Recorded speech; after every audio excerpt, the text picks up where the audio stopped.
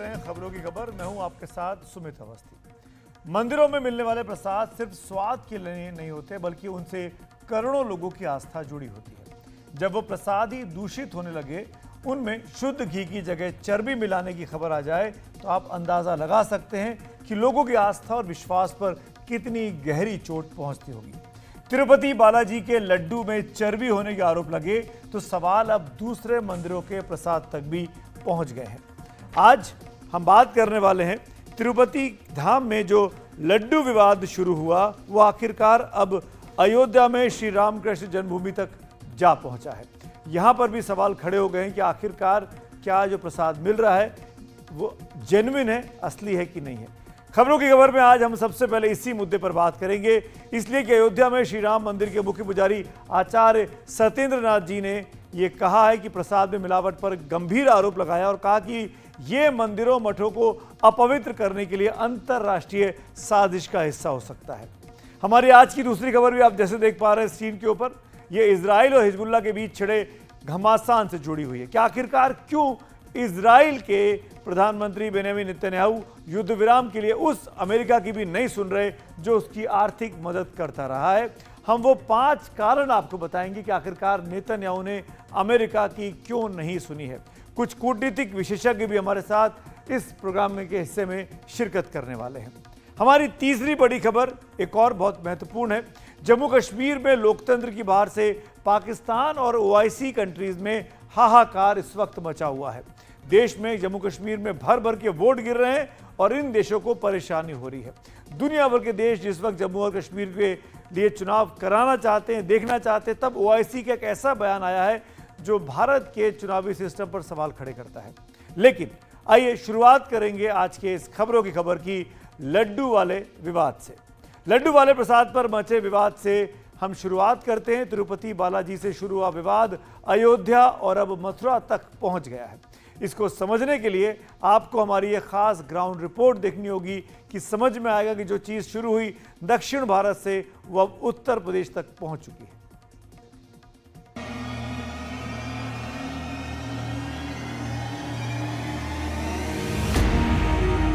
तिरुपति मंदिर में प्रसाद में मिलने वाले लड्डू पर उठा बवाल अब अयोध्या तक पहुंच गया है। भगवान राम की जन्मभूमि अयोध्या में श्री रामलला मंदिर के मुख्य पुजारी आचार्य सत्येंद्र दास ने सभी प्रमुख मठों और मंदिरों में बाहरी एजेंसियों द्वारा तैयार किए जाने वाले प्रसाद पर पूर्ण प्रतिबंध लगाने की मांग की है। जी हाँ, बिल्कुल एक खतरनाक षड्यंत्र है और इस पर अब जो पहले नहीं पता चला, अब पता चल गया है, तो उस पर विचार किया जाएगा और इस प्रकार के ऐसे षड्यंत्र को रोकने का प्रयास किया जाएगा। जो अंतर्राष्ट्रीय षड्यंत्र है उस पर ही रोक लगाने का प्रयास चल रहा है। एक जिम्मेदारी सरकार की है और सरकार इसको करे। आचार्य सत्येंद्र दास ने जो कुछ कहा है उसके मुताबिक प्रमुख मंदिरों और मठों में बाहरी एजेंसियों का तैयार प्रसाद नहीं आना चाहिए। जहां पशुओं की चर्बी मिली है उसकी पूरी जांच होनी चाहिए, बल्कि देश भर में तेल और घी की शुद्धता की जांच होनी चाहिए। मंदिरों में देवताओं को चढ़ाया जाने वाला प्रसाद पुजारियों की देखरेख में बनना चाहिए। और इसके साथ एक संगीन आरोप भी जुड़ा है कि प्रसाद में चर्बी मिलाकर देश के मठों और मंदिरों को अपवित्र करने की अंतर्राष्ट्रीय साजिश होती रही है। वैसे सुरक्षा कारणों से राम मंदिर में कोई श्रद्धालु प्रसाद में कुछ भी नहीं चढ़ा सकता है, बल्कि वहां सिर्फ नकद ही चढ़ा सकते हैं। लेकिन अयोध्या में भगवान को सबसे ज्यादा भोग लड्डू का ही चढ़ता है। दुकानदारों का कहना है कि वो शुद्धता को लेकर बेहद सतर्क रहते हैं। बालाजी जो विवाद उठा है उससे अयोध्या में हलचल जो है कोई फर्क नहीं पड़ा, क्योंकि हम यहाँ मान रहे हैं कि दुकानों पर पहले से ही शुद्धता को लेकर तैयारी करने की, शुद्ध सामान बेचा जाए श्रद्धालुओं को, ये प्राण प्रतिष्ठा के समय से ही चल रहा है। हालांकि दुकानदार ये नहीं बता पा रहे हैं कि क्या उनके लड्डू किसी लैब में टेस्ट होते हैं क्योंकि सिर्फ स्वाद के आधार पर यह बताना मुमकिन नहीं है कि प्रसाद शुद्ध है या चर्बी युक्त है। लेकिन अयोध्या आने वाले श्रद्धालुओं को लगता है कि प्रसाद तो उनका शुद्ध और पवित्र है। लड्डू को लेके यूपी में अभी तो कोई शंका नहीं है, क्योंकि अभी भी यहाँ के लोगों में जो ऑनेस्टी और ट्रस्ट बसा हुआ है। अयोध्या की तरह अगर मथुरा में भगवान कृष्ण की जन्मभूमि को देखें तो वहाँ प्रसाद का पेड़ा बेचने वालों में एक किस्म की मायूसी है। वो मायूसी तिरुपति के लड्डू में आई गिरावट की खबर से बढ़ी है, क्योंकि मथुरा आने वाले तमाम श्रद्धालु वहाँ के प्रसाद को भी शक की नजर से देखते हैं। एक दुकानदार का तो कहना है कि प्रसादों की बिक्री में 95% तक कमी आ गई है। सरवाल जी, ये बताइए कि पेड़ा कितने बिक रहे हैं? अब तो सर बहुत कम हो गए हैं। तिरुपति बालाजी में कांड हुआ था, उसकी वजह से अब कोई नहीं ले रहा पेड़ा। जिस तरीके से तिरुपति बालाजी में प्रसाद में मिलावट मिली, यहाँ मथुरा में कैसा मिल सकता है? अब वो तो खरीदेंगे तब पता चलेगा। अब ये सरकार को सोचना है, उसके लिए भी जांच करवाना चाहिए। वैधता और शुद्धता, लोग उतने दूर से आते हैं। दरअसल मथुरा प्रसाद का विवाद तब शुरू हुआ था जब कुछ दिनों पहले ही समाजवादी पार्टी की सांसद डिंपल यादव ने प्रसाद पर सवाल उठा दिया था। फूड अडल्ट्रेशन की बात है, और कहीं ना कहीं ये फूड अडल्ट्रेशन की जो ये मुद्दा है, अभी हमने सुना है कि ये मथुरा में भी सुनने को मिला है कि वहाँ पे भी जो खोया दिया जा रहा है वो सही तरह का नहीं दिया जा रहा है। तो मैं समझती हूँ इसमें जांच बैठे और जल्द से जल्द ये कैसे सुधारा जाए, इस पे काम किया जाए। बाबा विश्वनाथ के धाम यानी काशी विश्वनाथ मंदिर के प्रसाद की तरफ रुख करें तो मंदिर प्रशासन का मानना है कि यहाँ लड्डू की गुणवत्ता से कोई समझौता हो ही नहीं सकता। इसकी वजह यह है कि मंदिर प्रशासन जिस फर्म से लड्डू बनवाता है वो पिछले 50 सालों से बाबा का भोग बना रहा है। साथ ही प्रसाद के लिए रोजाना 1.5 क्विंटल लड्डू सीसीटीवी कैमरे की निगरानी में ही तैयार होता है। आज हम वहीं आए हुए हैं जहां पर काशी विश्वनाथ मंदिर का प्रसाद बनता है, लड्डू बनता है। आप देख सकते हैं कि यहाँ पर लड्डू बन रहा है, यहाँ महिलाएं लड्डू बना रही हैं। और उसके बाद सबसे बड़ी बात है कि लड्डू कैसे बनता है, क्या है, इसके लिए यहाँ पर सीसीटीवी कैमरा ऊपर लगा हुआ है, जिसमें वहाँ पर बाहर बैठे लोग, स्क्रीन पर बैठे लोग इसको देखते हैं। प्रसाद की चेकिंग की बात है तो हम प्रसाद के रैंडम सैंपलिंग हमेशा से कराते चले आ रहे हैं और ये प्रक्रिया अभी भी जारी है। प्रसाद बनाने में जिस घी का प्रयोग होता है वह लैब, उसकी पहले हम लैब रिपोर्ट लेते हैं। लैब रिपोर्ट ओके होने के बाद ही उस घी का प्रयोग किया जाता है। ये शुद्ध देसी घी से बना हुआ है। तो पक्का इसमें तो कभी जांच हुई है कि? बिल्कुल हुई है, और हमारे मीठे में कभी कोई गलत चीज़ मिल नहीं सकती है। 1 साल पहले हुई थी। यहाँ पे मैं खाई हूँ, मुझे कोई प्रॉब्लम नहीं लगी है कभी भी। प्रसाद काफ़ी अच्छा था और ये देसी घी से बना हुआ था, तो हमें तो ऐसा कुछ संदेह है नहीं। मेरे को ये काशी विश्वनाथ मंदिर में जो प्रसाद मिल रहा है वो उसमें मेरे को ऐसा कुछ गलत काम नहीं लगता है। गंगा, यमुना और सरस्वती के संगम पर स्थित प्रयागराज की बात करें तो सिविल लाइंस स्थित हनुमान मंदिर में प्रसाद का फैसला ट्रस्ट लेता है। वहीं संगम पर लेटे हनुमान जी के मंदिर में बाहर का प्रसाद चढ़ाना मना है। प्रयागराज के संगम स्थित लेटे हनुमान जी मंदिर पर मैं मौजूद हूं और हम आपको दिखाते हैं कि यहाँ पर जो प्रसाद चढ़ाया जाता है उसमें खास तौर से मोतीचूर का लड्डू, बेसन का लड्डू और साथ ही साथ छोटे पेड़े का जो प्रसाद है वो चढ़ाया जाता है। जो तिरुपति बालाजी के बाद किसी तरीके की चीजें सामने आई है कि लोग जो है झिझक कर रहे हैं प्रसाद खरीदने में। यहाँ ऐसा कुछ नहीं है, यहाँ कुछ चढ़ाया जाता है, सब कुछ का विशेष ध्यान दिया जाता है, कुछ रखा रहता है, हर चीजें, सारी चीजें कुछ बनाई जाती है। सेल में कोई इफेक्ट नहीं, उसमें कोई नहीं, जो जैसे चल रहा है तो ही चल रहा है। तिरुपति मंदिर के प्रसाद में मिलावट के बाद संगम नगरी प्रयागराज के एक और प्रसिद्ध शक्तिपीठ मां ललिता देवी मंदिर में बाहरी प्रसाद के चढ़ावे पर रोक लगा दी गई है। मां ललिता देवी मंदिर में बाकायदा पोस्टर चस्पा करके भक्तों से आग्रह किया गया है कि नवरात्रि में वो सिर्फ मेवा, फल और फूल ही प्रसाद स्वरूप चढ़ाएं। बाहरी दुकान से खरीदे हुए प्रसाद को न चढ़ाया जाए। किसी तरह का पवित्र वस्तु मंदिर में भगवती के सामने भोग के लिए ना आए, तो उसमें ये रखा गया कि भाई सूखा मेवा, इलायची दाना, बतासा, नारियल, इन सब का, इन्हीं का भोग लगे, फल का। बाकी चीज़ों का मिठाई और खोए से बनी और लड्डू बेसन तेल इन सब का वर्जित रहे। इतना तो है कि प्रसाद के लड्डू को जितनी आस्था की नजर से देखा जाता था, तिरुपति प्रसाद विवाद के बाद उन्हें शक की नजरों से भी देखा जाने लगा है। एनडीटीवी इंडिया की रिपोर्ट। दरअसल प्रसाद आस्था का विषय तो है ही है, उससे बड़ी बात है कि सेहत से भी जुड़ा हुआ है।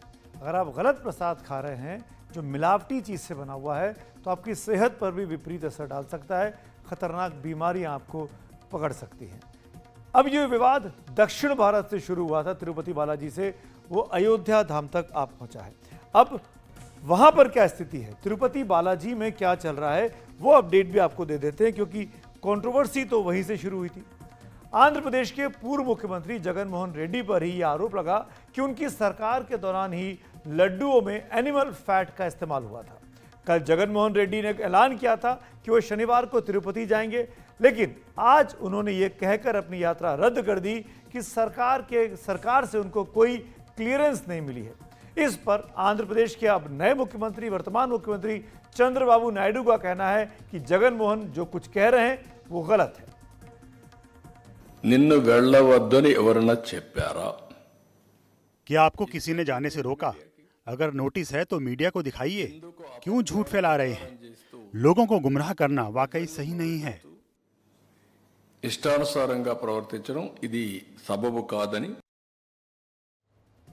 मुख्यमंत्री नायडू के बयान के बाद पूर्व मुख्यमंत्री जगन मोहन रेड्डी भी सामने आए, जिसमें वो क्लियरेंस न मिलने की चिट्ठी दिखाने लगे और अपनी बात साबित करने लगे कि वो जो कह रहे हैं वो ठीक कह रहे हैं। Probably never in the history of this country, probably, we have ever witnessed such a situation where you actually have a situation where if somebody were to visit a temple, people have been barred from visiting temple.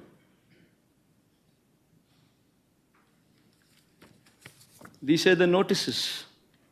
The notices say that the ex-Chief Minister Y.S. Jagan Mohan Reddy is visiting Tirumala Tirupati Devasthanam, and that program does not have the approval of the government. आपको बता दें कि Jagan Mohan Reddy Christianity यानी ईसाई धर्म को follow करते हैं, और इसके पहले जब वो मुख्यमंत्री थे तो कई बार तिरुपति बालाजी में उनके साथ गए हैं, कई बार प्राइम मिनिस्टर के साथ, कभी राष्ट्रपति के साथ, बहुत मौके पर उनको वहाँ देखा गया। लेकिन इस बार वो नहीं जा पा रहे हैं, क्योंकि पूरा विवाद यही है कि उनकी सरकार के वक्त में जो घी जिससे लड्डू बनता था तिरुपति बालाजी के प्रसाद का, वो एनिमल फैट का बना हुआ घी था। मेरे साथ मेरे दो सहयोगी जुड़ रहे हैं, उमा सुधीर जी जो हमारी दक्षिण भारत की सर्वे सर्वा हैं, बहुत बहुत स्वागत है उमा जी आपका, और हमारे साथ हमारे सहयोगी रणवीर जुड़ रहे हैं जो इस वक्त लखनऊ में है, आपका भी बहुत बहुत स्वागत है। लेकिन उमा जी, मेरा पहला सवाल आपसे, जगन मोहन का ये कहना, पहले तो खुद ही अनाउंस करते हैं कि मैं शनिवार को जाऊंगा, फिर आज कहते हैं कि नहीं जाऊंगा, क्या अगर मैं थोड़े सा रूड भाषा में पूछूं, क्या उनको डर था कि वो वहां जाएंगे तो कुछ गिरफ्तारी हो सकती है या किसी तरह का क्योस पैदा हो सकता है? दो चीज़ें हैं इसमें। एक तो जगन मोहन रेड्डी के वहाँ जाने के अनाउंसमेंट के बाद बहुत सारे नेताओं ने ये कहा कि अगर आप वहाँ पे जाएंगे तो आपको एक घोषणा पत्र, जो डिक्लेरेशन एक होता है, जो नॉन हिंदूस अगर किसी मंदिर में जाएं आपको कहना पड़ता है कि आप टेम्पल या हिंदू धर्म में विश्वास रखते हैं, आस्था रखते हैं, और उस भगवान के पास भी आपका फेथ या रेवरेंस है। ये डिक्लेरेशन की बात हुई है। और जगन मोहन रेड्डी ने आज पूछा कि मैं बहुत बारी पहले भी जा चुका हूँ, जैसे आपने कहा, उन्होंने कहा कि जब मैं मुख्यमंत्री था तो मैं जा चुका हूँ, उसके पहले भी जा चुका हूँ, और वीआईपीज़ के साथ भी जब मैं गया था तो किसी ने मुझसे सवाल नहीं पूछा। आज मुझे बताना पड़ रहा है कि मैं किस रिलीजन को बिलोंग करता हूँ, जबकि पूरा राज्य जानता है कि मैं क्रिश्चियन हूँ, बाइबल अपने घर में पढ़ता हूँ, लेकिन जब मैं बाहर निकलता हूँ तो मैं हिंदू, इस्लाम या फिर क्रिश्चियन फेथ और सिखिज्म सबका रेस्पेक्ट करता हूँ और सबके साथ एक साथ चलता हूँ। एक तरह से जो बाकी जो लीडर्स हैं उन्होंने यही बात रखी है कि क्योंकि वो डिक्लेरेशन साइन नहीं करना चाहते थे और इसलिए वो तिरुमला में नहीं गए। लेकिन जगन मोहन रेड्डी ने कुछ नोटिसेस दिखाए जिसमें उन्होंने कहा कि मेरे जो फॉलोअर्स हैं उनसे कहा गया कि आप तिरुमला मत जाइए। ये खबर है कि जगन मोहन रेड्डी वहाँ पे पहुँचने वाले हैं, लेकिन अगर आप वहाँ पे पहुँचेंगे तो आप पर केस होगा। इसमें मैं क्लैरिफाई कर दूं, और चंद्रबाबू नायडू जी ने भी यही बात कही है कि कोई नोटिस जगन मोहन रेड्डी को इश्यू नहीं किया गया, सिर्फ ये कहा गया कि आपको डिक्लेरेशन साइन करना है। दूसरी बात, इसलिए उनके फॉलोअर्स को आने से मना किया गया क्योंकि वहाँ पे कोई भी बात बिगड़ सकती है, कोई भी क्लैश हो सकता है, क्योंकि बहुत लोगों की सेंटिमेंट्स हर्ट हैं। तो अगर एक ग्रुप पहुंचता है जो कहता है कि वहाँ पे कोई मिलावट नहीं हुई है, दूसरा ग्रुप पहुंचता है जो कह रहा है कि मिलावट हुई है और आपने हमारे मंदिर को एक तरह से इम्प्योर कर दिया है, तो दोनों में क्लैश हो सकता है। और इसीलिए तिरुपति डिस्ट्रिक्ट के पुलिस ने वहाँ पर कुछ सेक्शंस लागू किए हैं, जिसकी वजह से कोई मीटिंग, कोई गैदरिंग, कोई प्रोसेशन नहीं हो सकता है। और वो बस एक्सक्यूज ढूंढ रहे थे, ये नायडू जी का कहना था। लेकिन पूरा विवाद ये है कि अब एक तरह से अगर आप देखिए तो आंध्र प्रदेश में हिंदू का जो आइडेंटिटी है वो सेंटर स्टेज ले चुका है, क्योंकि आप अगर भाजपा के लीडर्स देखेंगे या पवन कल्याण को देखेंगे, सब यही बात कर रहे हैं कि अगर कोई हिंदू को या फिर हिंदू धर्म को बहुत हल्का लिया जा रहा है, जबकि कोई भी इस्लाम या क्रिश्चियनिटी को क्रिटिसाइज नहीं करते हैं, लेकिन हिंदू धर्म होता है तो वो बड़ा उसको लाइट ले लेते हैं, बहुत हल्का ले लेते हैं। जी, बहुत इंटरेस्टिंग है ये जगन मोहन रेड्डी का खुद ही अनाउंस करना, खुद ही मना कर देना कि अब वो नहीं जाएंगे। मैं एक अपडेट रणवीर से देना चाहूँगा। रणवीर, ये जो मामला तिरुपति से शुरू हुआ अब उत्तर प्रदेश में आ गया है, और उत्तर प्रदेश में तो हिंदू आस्थाओं के मंदिरों की बहार है, अयोध्या में, काशी में, मथुरा में, सब जगह। और हमने रिपोर्ट देखी जो आपकी तमाम रिपोर्टर्स ने भेजी पूरे यूपी से, जगह जगह प्रसाद को लेकर सवाल खड़े हो रहे हैं। सवाल ये है कि सरकार ने भी कहा कि आपको नाम पट्टिका लगानी पड़ेगी, क्या क्या अनाउंसमेंट हो गए, लेकिन क्या ये ऐसी कोई नियम कायदा बन रहा है उत्तर प्रदेश में कि मंदिर में बना प्रसाद ही मंदिर में चढ़ेगा, ताकि पता रहे कौन बना रहा है? देखिए, चूंकि मंदिर का प्रशासन जो होता है वो मंदिर का सर्वे सर्वा होता है और उसमें सरकार का सीधा हस्तक्षेप नहीं होता है, और इसलिए अलग अलग मंदिरों में अलग अलग निर्देश जारी हो रहे हैं। जैसे कि लखनऊ में मनकामेश्वर मंदिर की महंत ने कहा कि अब बाहर का प्रसाद बैन होगा, या तो घर से लोग अपना प्रसाद बना के लाएं या फिर ड्राई फ्रूट चढ़ाएं। इसी तरह गाजियाबाद के मंदिर ने कह दिया कि साहब या तो नारियल या फल या गुड़ या चना, इस तरह की चीज़ें ही चढ़ा सकते हैं, बाहर के बनी हुई चीज़ जैसे लड्डू वगैरह, पेड़े वगैरह नहीं ला सकते हैं। तो अलग अलग मंदिर प्रशासन। अब जैसे बात करें यहाँ विश्वनाथ मंदिर की जो बनारस में है, तो विश्वनाथ मंदिर आज से नहीं सालों से अपना प्रसाद खुद बनवाता है। उसका एक फर्म है जो उसके लिए प्रसाद बनाती है, 24 घंटे CCTV से उसकी मॉनिटरिंग होती है, उसको देखा जाता है। इसी तरह अगर अयोध्या की बात करें तो नया राम मंदिर बना है, लेकिन उस मंदिर में किसी को भी प्रसाद ले जाने की अनुमति नहीं है। लेकिन अयोध्या में राम मंदिर का दर्शन करने जाने वाला हर शख्स हनुमानगढ़ी जाता है, और हनुमानगढ़ी में बाहर का प्रसाद होता है जो कि लड्डू होता है, बेसन का लड्डू। तो उस तरह के जो लड्डू है उसको लेकर के प्रशासन अब जांच कर रही है कि कहीं क्वालिटी तो खराब नहीं है, कोई मिलावट नहीं है।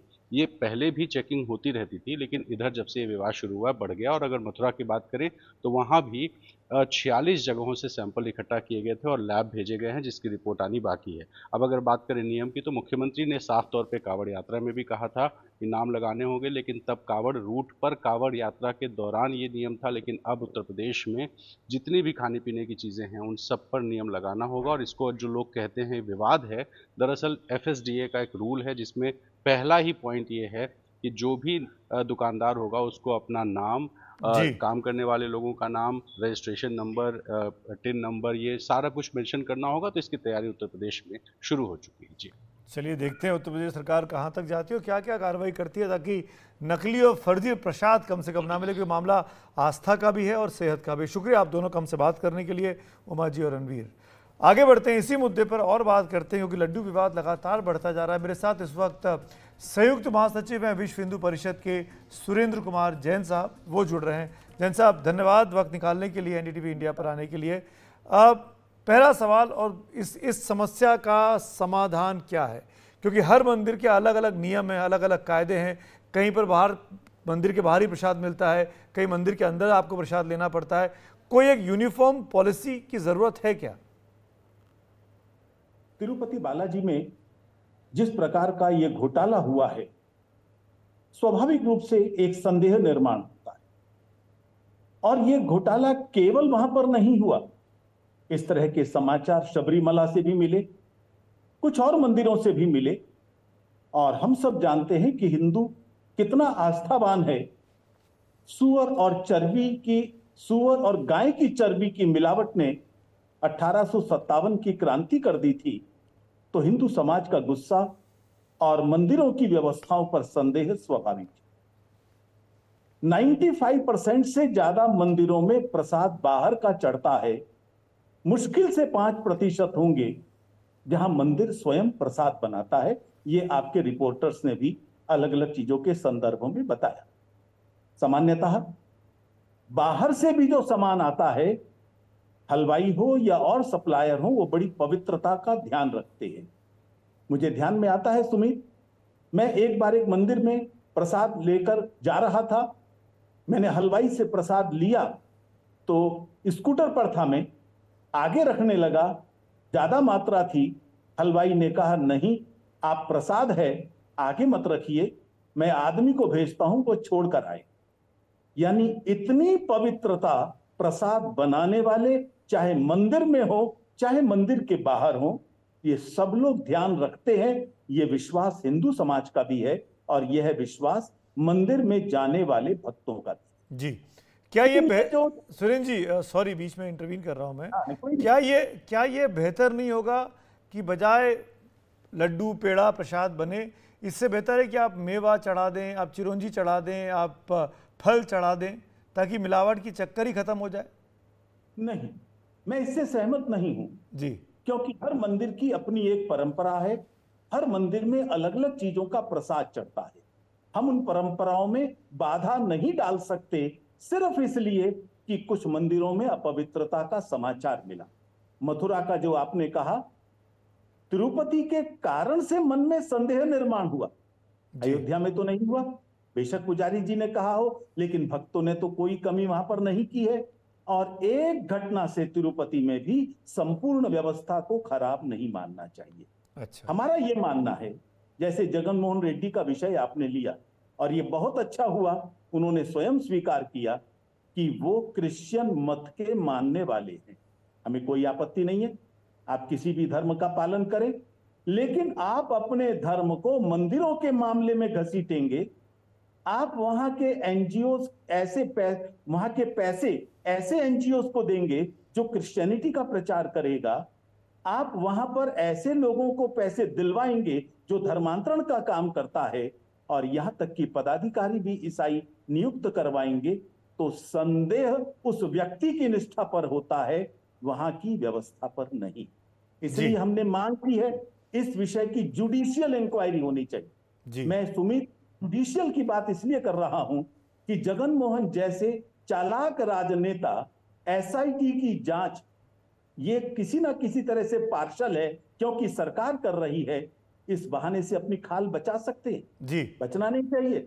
इसलिए जुडिशियल इंक्वायरी हो, कोर्ट मॉनिटर्ड इंक्वायरी हो, जिससे जो भी दोषी है वो बच ना सके और हिंदू समाज का विश्वास दोबारा से बहाल हो सके। बहुत बहुत धन्यवाद जैन साहब, आपकी बात पूरी तरीके से आ गई जैन साहब। वक्त की कमी, माफी चाहता हूं, लेकिन कुल मिलाकर सुरेंद्र कुमार जैन का साफ कहना है कि जुडिशियल इंक्वायरी होनी चाहिए तिरुपति के मामले पे।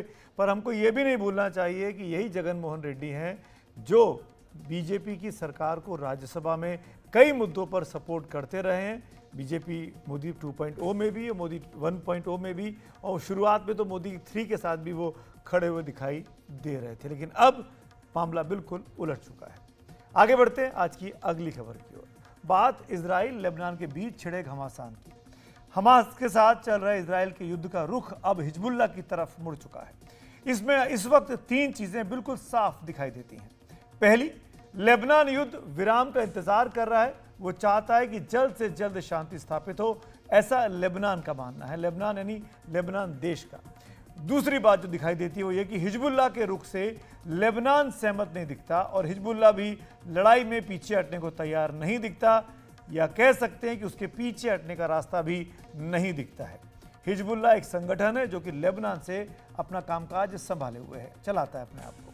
और तीसरी बात जो इस वक्त दिखाई देती है वो है अमेरिका की सीज फायर के प्रस्ताव को इजराइल और उसके प्रधानमंत्री बेंयामिन नेतन्याहू मानने को कतई तैयार नहीं है। दक्षिणी लेबनान पर इजराइल की एयर स्ट्राइक बदस्तूर जारी है, बल्कि गुरुवार को इसमें हिजबुल्लाह की ड्रोन यूनिट के कमांडर मोहम्मद सरूर की मौत भी हो गई, जैसा इजरायली अधिकारियों का दावा है।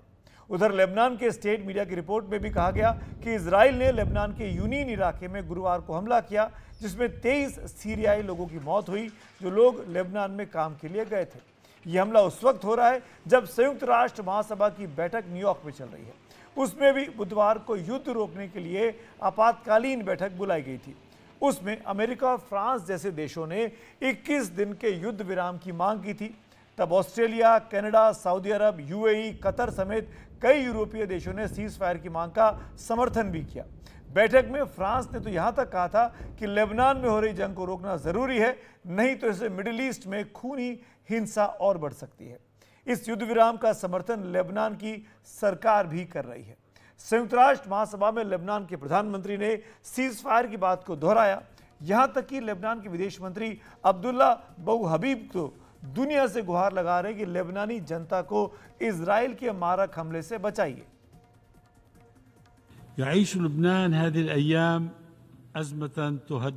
लेबनान वर्तमान में एक संकट का सामना कर रहा है जो इसके अस्तित्व और इसके लोगों के भविष्य और इसकी भलाई और समृद्धि को खतरे में डालता है। और इससे पहले कि चीजें नियंत्रण से बाहर हो जाएं, तत्काल अंतर्राष्ट्रीय हस्तक्षेप की आवश्यकता है।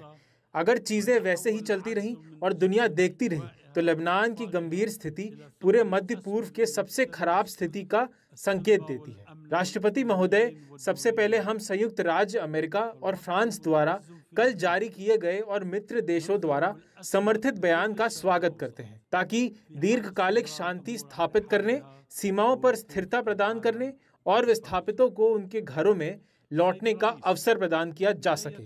हम मांग करते हैं कि इसे लागू करने के लिए सभी आवश्यक कदम उठाए जाएं।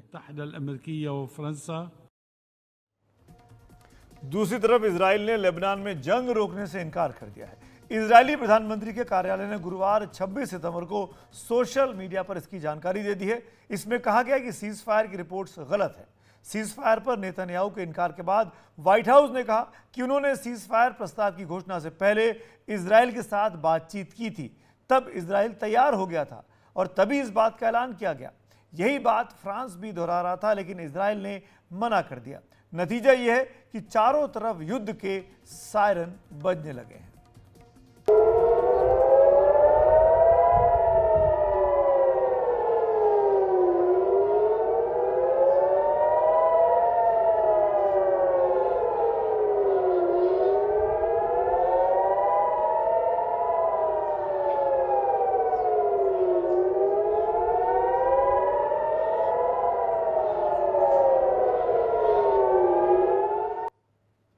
ऐसे में सवाल यह कि नेतन्याहू ने अगर अमेरिका और फ्रांस जैसे देशों से युद्ध विराम का वादा किया था तो फिर उसको तोड़ क्यों दिया। पहला कारण यह बताया जा रहा है कि नेतन्याहू की सरकार जिन दलों के समर्थन पर चल रही है उनमें से कुछ कैबिनेट मंत्रियों ने युद्ध विराम का विरोध किया है। दूसरा कारण जो बताया गया, इजराइल का वो घाव है जो पिछले साल 8 अक्टूबर को हिजबुल्लाह ने इजराइल को दिया था। तब हमास के समर्थन में हिजबुल्लाह ने 8 अक्टूबर को रॉकेट से लगातार हमले बोले, जिसमें 1200 से ज्यादा लोग मारे गए। वहीं 250 लोगों को हमास ने उस वक्त बंधक बना लिया था। दूसरे कारण का ही विस्तार है कि पिछले साल 7 अक्टूबर जैसे हमले की वारदात दोबारा ना हो, उस आशंका को इजराइल जड़ से समाप्त कर देना चाहता है। इसीलिए वो हमास पर और हिजबुल्लाह पर अब लगातार हमले कर रहा है। चौथा कारण, अपने देश पर होने वाले हिजबुल्लाह के हमलों और छोटी दूरी के रॉकेट को रोकना भी एक मकसद है। और पांचवा कारण है कि हिजबुल्लाह के साथ ही हमास और ईरान तक को इजराइल ये संदेश देना चाहता है कि वो बाहुबल में इन सब पर भारी पड़ेगा। युद्ध के तमाम कारणों के बीच अकारण कोई मारा जा रहा है तो वो है लेबनान के आम लोग। हिजबुल्लाह अपना वर्चस्व कायम रखने के लिए युद्ध कर रहा है और इजराइल अपनी रक्षा के साथ अपनी ताकत दिखाने के लिए। और उसका नतीजा ये हुआ कि 23 सितंबर को इजराइल ने लेबनान पर जब हमला बोला, वो इस दशक का सबसे बड़ा हमला कहा जा रहा है। उस हमले में अब तक लेबनान में जारी इन हमलों में 700 से ज्यादा लोगों की जान चली गई, 1 लाख से ज्यादा लोग बेघर हो गए और हजारों लोग घायल हैं। दक्षिणी लेबनान के अस्पतालों में इलाज के लिए घायलों की इतनी संख्या आ रही है कि लगता है कि वहां भी कुछ नहीं हो पाएगा। अंत में बच्चे थे, ऐसे बच्चे जो देखने में ऐसे लग रहे थे जैसे वो बहुत पीड़ा में थे। हमने यहाँ जो देखा हम कभी नहीं भूलेंगे। 2006 के युद्ध में हम ये सब जानने के लिए बहुत छोटे थे। अब हम जागरूक हैं। हमने जो योगदान दिया उससे मैं खुश हूँ। मुझे उम्मीद है कि यह युद्ध समाप्त हो जाएगा और स्थिति बेहतर हो जाएगी। या अगर मेरे बच्चे जेबील में हों और मैं यहाँ हूँ, मैं बच्चों की सेहत के लिए अब भी अंतिम क्षण तक 2 बार भी नहीं सोचूंगी। इस सब के बीच लेबनान में जो बेरूत में भारतीय दूतावास है उसने ये साफ किया है कि अगर कोई भी भारतीय वहां पर है तो वो जल्द से जल्द देश छोड़ दे। इससे आप अंदाज़ा लगा सकते हैं कि लेबनान की स्थिति कितनी ख़राब है और कितनी ख़राब होने का और डर बना हुआ है। 2 खास मेहमान मेरे साथ जुड़े हुए हैं इस पूरी चर्चा पर बातचीत करने के लिए। एक छोटा सा क्विक डिस्कशन करते हैं। कमर आगा साहब जो कि पश्चिम एशिया मामलों के जानकार है, वरिष्ठ पत्रकार, बहुत बहुत स्वागत है आपका। और हमारे साथ जहांगीर साहब है, खिमरा जहांगीर जी, जो कि ओपी जिंदल यूनिवर्सिटी में पढ़ा रहे हैं, इसराइल में काम कर चुके हैं। आप दोनों का बहुत बहुत स्वागत है। जहांगीर साहब, लेबनान में स्थिति हम जब परसों नरसों बात कर रहे थे उससे और ज़्यादा विकट हो गई है। अब वहाँ पे मासूमों को की संख्या जो है हताहत होने की, वो संख्या दिन पर दिन बढ़ती जा रही है। क्यों इजराइल नहीं सुन रहा है दुनिया की? नमस्कार। देखिए, इजराइल के न सुनने की वजह एक तो वाजिब है कि हिजबुल्लाह ने 11 महीने जो हमले करके रखे उसमें उन्होंने किसी भी अमेरिकन या फ्रेंच इंटरवेंशन को कायदे से अब तक नहीं लिया। आपने लेबनान के विदेश मंत्री की जो स्टेटमेंट दिखाई उसमें वो अपील जब करते हैं कि ये लेबनान के ऊपर हो रहा हमला है और इसमें इजराइल को रोका जाना चाहिए, मेरे ख्याल से इजराइल लेबनान की अंदरूनी एक बड़ी लड़ाई थी हिजबुल्लाह के साथ। जो उनके विदेश मंत्री हैं, जो उनके प्रधानमंत्री हैं, वो नहीं चाहते कि हिजबुल्लाह इस हमले को आगे बढ़ाए।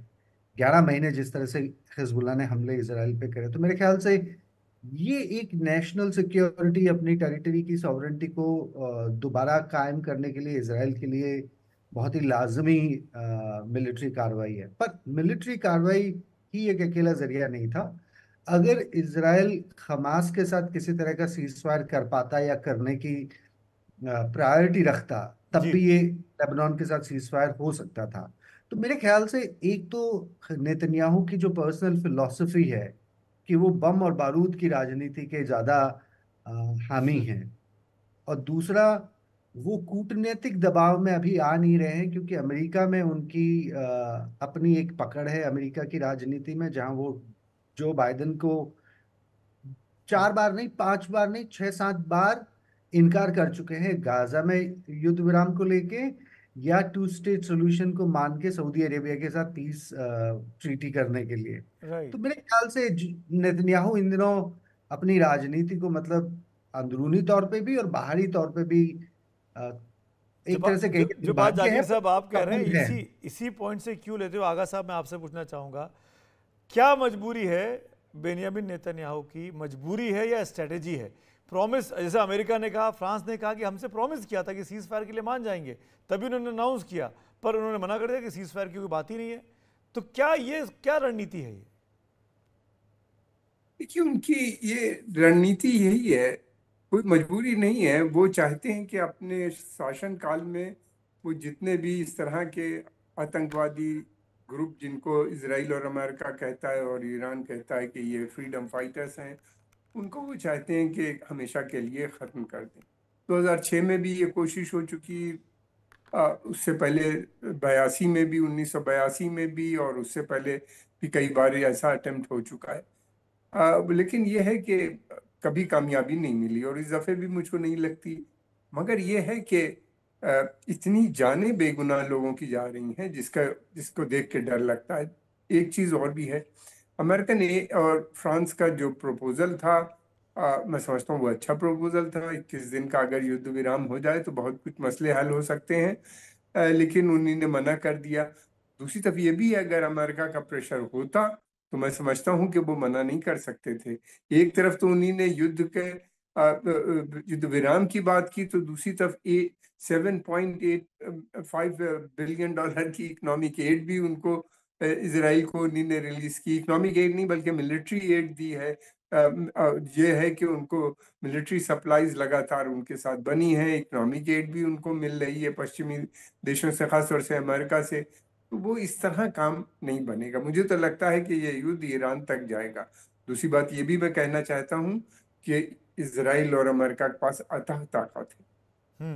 वो डिस्ट्रॉय तो कर सकते हैं, लेबनान को भी पूरा, ईरान को भी कर सकते हैं, मगर वो अपने उनके जो ऑब्जेक्टिव है, वो जो सोच रहे हैं कि इन ऑब्जेक्टिव को वो सैन्य शक्ति से वो पूरा कर लेंगे, वो संभव नहीं होगा। पब्लिक ओपिनियन बदल चुकी है। सऊदी अरेबिया जो उनके साथ पीस टॉक्स कर रहा था, जो उनके साथ अब्राहम अकॉर्ड को ज्वाइन करने वाला था, रिश्ते बनाने वाला था, वो भी अब बैकफुट पे आ गया। उसकी वजह ये है कि अरब पब्लिक ओपिनियन इस समय बहुत खिलाफ है। जो प्रो अमेरिकन देश हैं उनको भी मुश्किल हो रहा है अमेरिकन जो इंटरेस्ट है वहाँ पे प्रोटेक्ट करने के लिए। वो भी इंडिपेंडेंट फॉरेन पॉलिसी की बात करते हैं।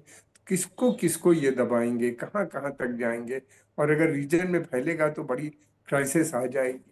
ताकत बहुत है लेकिन हर मसला ताकत से हल नहीं होता। जहांगीर साहब, एक रिएक्शन में आपका चाहूंगा। आप अपनी ताकत से दुनिया को खत्म कर सकते हैं, आप जिसको चाहे उसको नेस्तनाबूद कर दें।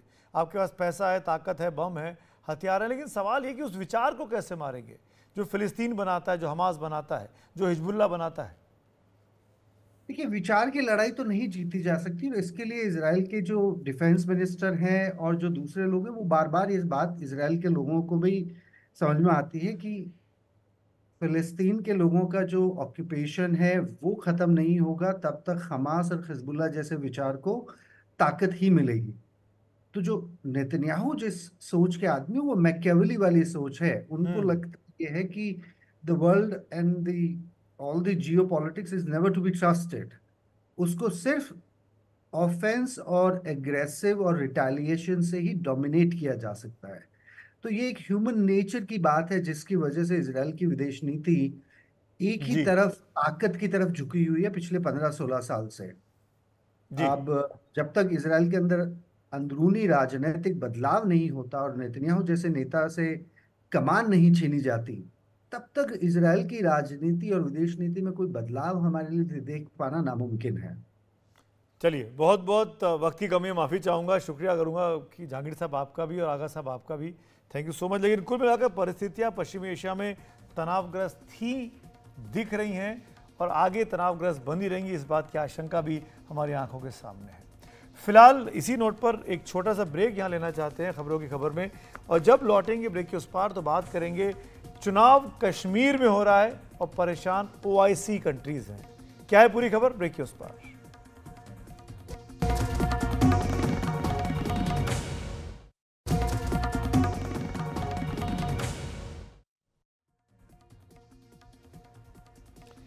ब्रेक के बाद आपका एक बार फिर स्वागत है।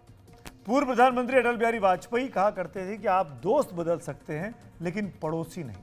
पड़ोसी अच्छा हो तो बहुत अच्छी बात है, लेकिन पड़ोसी बुरा हो तो तनाव का कारण बन जाता है। पाकिस्तान ऐसा ही एक पड़ोसी है जो दुनिया के सामने भीख का कटोरा लेकर घूमता है, लेकिन कश्मीर के सवाल पर प्रलाप करता है।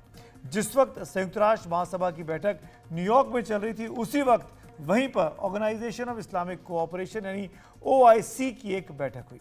उस बैठक में जम्मू और कश्मीर में हो रहा विधानसभा चुनाव और कुछ समय पहले हुए लोकसभा चुनाव को लेकर बयानबाजी की गई। OIC ने बयान दिया कि जम्मू कश्मीर में होने वाला चुनाव वहां के लोगों को आत्मनिर्णय का अधिकार नहीं दे सकते। OIC ने कश्मीर पर संपर्क समूह का गठन करने का दावा किया।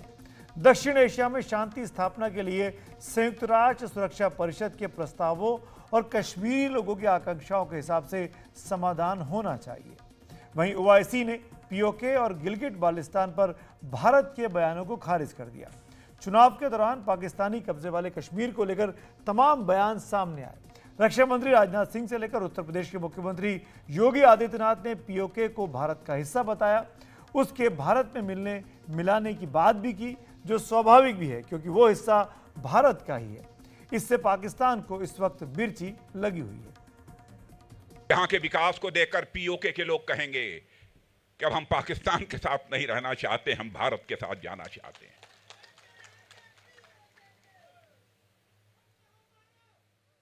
और मैं आपको यह जानकारी देना चाहता हूं अभी हाल में ही एक हलफनामा कोर्ट में देते हुए वहां के एडिशनल सॉलिसिटर जनरल ने यह कहा कि पीओके ये फॉरेन लैंड है। मैं पीओके के लोगों से कहना चाहता हूं, पाकिस्तान के लोग आपको फॉरेनर मानते हैं, आपको विदेशी मानते हैं, लेकिन भारत के लोग आपको विदेशी नहीं मानते हैं। पीओके के लोगों को हम अपना मानते हैं। आइए हमारे साथ आइए। कश्मीर को लेकर ओआईसी हमेशा ऊल जलूल बयान देता रहा है, लेकिन भारत ने हमेशा उसको खारिज भी किया। अब इसमें कुछ खास बातों पर जरा गौर कीजिए। जिन देशों ने कश्मीर में चुनाव पर सवाल ओआईसी की बैठक में किए, उनमें तुर्की भी शामिल था और सऊदी अरब भी। लेकिन उसी न्यूयॉर्क में, उसी संयुक्त राष्ट्र महासभा की बैठक में तुर्की ने एक बार भी कश्मीर का नाम नहीं लिया जब वो महासंबोधन कर रहा था। ये एक बहुत बड़ी बात है।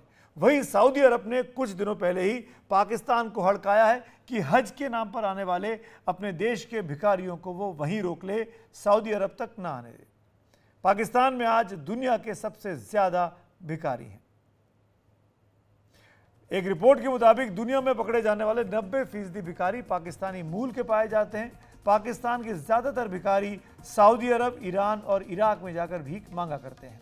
पाकिस्तान ने 2000 से ज्यादा भिखारियों के पासपोर्ट ब्लॉक करने का फैसला भी कर लिया है।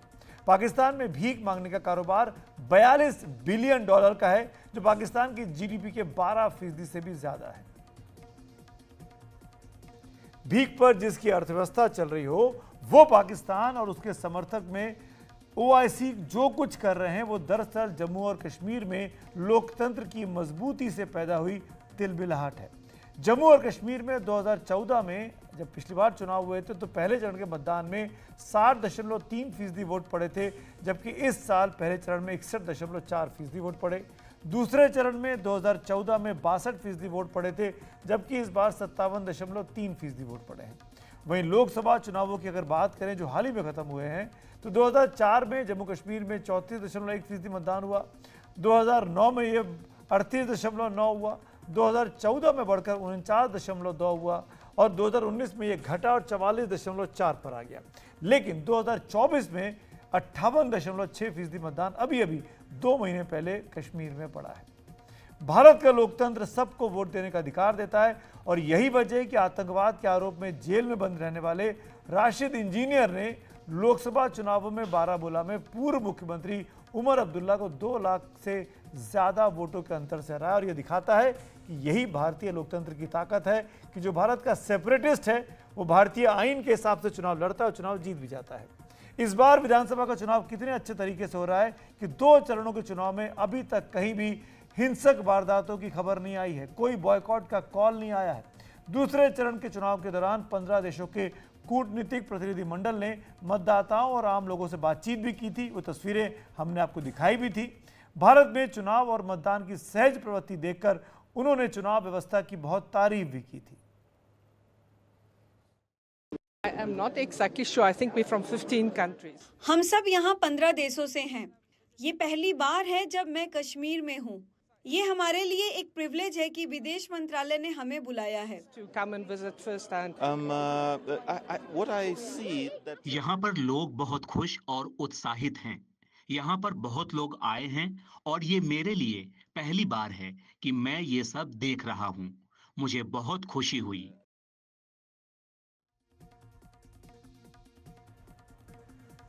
और इसी मुद्दे पर जो कुछ ओआईसी कह रहा है, इस्लामिक कंट्रियों का ऑर्गेनाइजेशन, वो उस पर भारत को क्या करना चाहिए। मेरे साथ जाने माने विशेषज्ञ सामरिक मामलों के आलोक बंसल जी जुड़ रहे हैं। आलोक जी, शुक्रिया, धन्यवाद हमसे बात करने के लिए। पहला सवाल सीधा यही, क्या हो गया ओआईसी को? क्यों कश्मीर के चुनावों को देखकर वो तिलमिलाए हुए हैं भाई? देखिए, ऐसा है कि ओआईसी का तो नजरिया ही कुछ टेढ़ा है, और दूसरी बात यह है कि ओआईसी के अधिकांश राष्ट्रों में जनमत या चुनाव ऐसी चीजें होती ही नहीं। अधिकांश अगर आप राष्ट्र देखेंगे ओआईसी में, इसके अंदर प्रजातांत्रिक राष्ट्रों की एक बहुत बड़ी कमी है। तो इनको प्रजातांत्रिक प्रक्रिया से कष्ट होना स्वाभाविक है, क्योंकि जब इनको दिखता है कि लोग इतनी बड़ी संख्या में आकर जनमत में हिस्सा ले रहे हैं और चुनाव में हिस्सा ले रहे हैं, तो इनको तकलीफ हो रही है। पाकिस्तान के लिए तो ये समस्या से समस्या रही है, क्योंकि वो हमेशा दुनिया को ये दिखाना चाहता है कि कश्मीर में लोग दुखी हैं। जब कश्मीर में लोग इतनी बड़ी संख्या में आकर चुनाव में हिस्सा ले रहे हैं तो उसके पास कुछ रह नहीं जाता लोगों को बताने के लिए, और फिर उसकी समस्या अपनी है। तो उसको अपनी जनसंख्या को, अपने आंतरिक लोगों को भी कन्विंस करना है और दुनिया को भी कन्विंस करना है कि वो अभी तक जो वो एक प्रोपेगेंडा करता रहा है कि कश्मीर में समस्या है, कश्मीर में समस्या है, वो क्यों नहीं है। क्योंकि अब यहां तो दिख रहा है कि लोग 61% लोग चुनाव में हिस्सा ले रहे हैं, तो उसके लिए इसको कुछ ना कुछ करना है। और दुर्भाग्य से इसको ओआईसी का प्लेटफॉर्म कई बार ऐसा मिल जाता है जहां इसकी बात लोग सुन लेते हैं, तो वही कोशिश हो रही है और वही दिखाई जा रहा है कि ये किया जाए। आलोक जी, एक दो चीजें जोड़ दूं मैं आपके इसी कमेंट में। इस बार जम्मू कश्मीर में जब चुनाव हो रहे हैं तो जो इंजीनियर रशीद साहब, जो कि सेपरेटिस्ट हैं, जो लोकसभा चुनाव तिहाड़ में रहकर जीत गए, वो चुनाव लड़ रहे हैं। उनके समर्थन के 52 निर्दलीय चुनाव लड़ रहे हैं। और जमात इस्लामी जो कि बैंड है, जो भारत से अलग होने की बात करता है, जिसको सलाउद्दीन साहब पाकिस्तान बैठकर यहाँ पे समर्थन देते हैं, वो चुनाव लड़ रहे हैं। उसके 12-15 उसके कैंडिडेट हैं। ये सब ओआईसी को क्यों नहीं दिखता है? प्रॉब्लम ये है ना कि उन्होंने एक चश्मा लगा रखा है अपने ऊपर, वो चश्मा उनके ऊपर पाकिस्तान ने लगा दिया है। और जैसा मैंने कहा कि ओआईसी के जो प्रमुख कर्ता धर्ता राष्ट्र हैं, उनके यहाँ दूर दूर तक डेमोक्रेसी या जमहूरियत से उनका कोई दूर दूर तक लेना देना नहीं है। तो उनकी समझ में तो ये चुनाव का प्रक्रिया आती नहीं है और वो लोग पाकिस्तान के सुर में लाने लगते हैं। तो ऐसा क्या है पाकिस्तान के सुर में सुर मिलाना? मतलब आप एक ऐसे देश के सुर में सुर मिला रहे हैं जो आपको कुछ दे ही नहीं सकता है, वो सिर्फ मांगेगा आपसे। गरीबी है, भुखमरी है, बेरोजगारी है, मांग ही रहा है। और ये बात जो है, ये ओआईसी के जो अन्य राष्ट्र हैं वो अकेले जब रहते हैं तो वो सब समझते हैं इस बात को। अगर आप किसी भी उन राष्ट्र से अकेले से बात करें तो उनको लगता है कि पाकिस्तान में क्या समस्याएं हैं, पाकिस्तान का क्या गलतियां कर रहा है। लेकिन जब एक साथ ये संगठित हो जाते हैं तो शायद कुछ ऐसा होता है कि जो पाकिस्तान की बात है उसको कोई खारिज नहीं कर पा रहा है। और दुर्भाग्य से जबकि सबको दिख रहा है कि ये कितनी गलत बात है, कितनी बड़ी संख्या में लोग जमहूरियत में हिस्सा ले रहे हैं, कितने बड़े लोग जो हैं हिस्सा ले रहे हैं, जो भारत विरोधी तत्व भी हैं, जो अलगाववाद की बात करते हैं, जो इस तरीके की बात करते हैं, वो भी चुनाव लड़ रहे हैं और चुनाव जीत रहे हैं। और साथ ही साथ ऐसे संगठन जिनको कि भारत में प्रतिबंधित किया है, उनके समर्थन से भी लोग चुनाव लड़ रहे हैं।